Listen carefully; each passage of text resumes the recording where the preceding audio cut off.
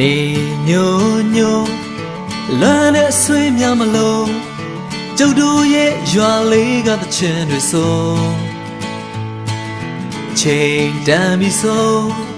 စပါးကင်များမဲဆိုအိမ်ပြန်ချိန်ဆိုစနီးကြောလေးကကြိုနေညိုညိုလွမ်းတဲ့ဆွေးများမလို့ကျုပ်တို့ရဲ့ရွာလေးကတချင်တွေဆိုချိန်တန်ပြီဆိုစပါးကင်များမဲဆိုအိမ်ပြန်ချိန်ဆိုစနီးကြောလေးကကြိုကျုပ်တို့ရဲ့ရွာလေးငိမ့်ချမ်းတဲ့ရွာလေးလာပါလာပါအားလုံးတို့ဖိတ်ခေါ်နေကျုပ်တို့ရဲ့ရွာလေးဟိုအဝေးကစိတ်လည်းတဲ့ရွာလေးလာပါလာပါအားလုံးတို့ဖိတ်ခေါ်နေ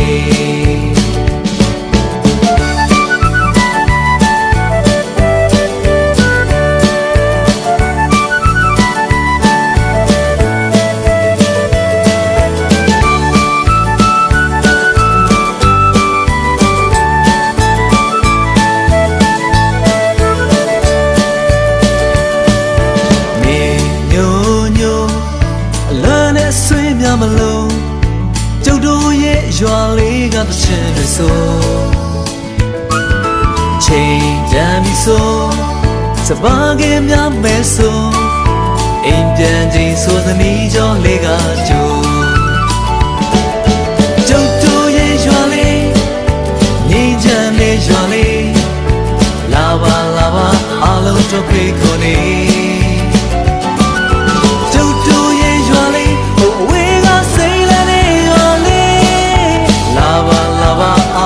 တို့ဖိတ်ခေါ်နေ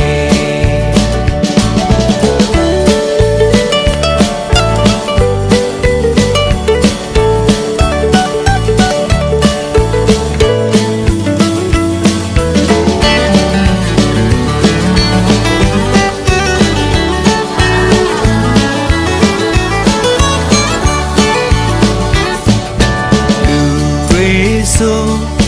တော့ကကင်းဝေးလို့ရွာလေးရဲ့ညံနေညိုဘယ်သူမဆိုငင်းချရဲ့တချင်ဆိုဒီရွာမှာလေးလူအခွင့်အရေးကပို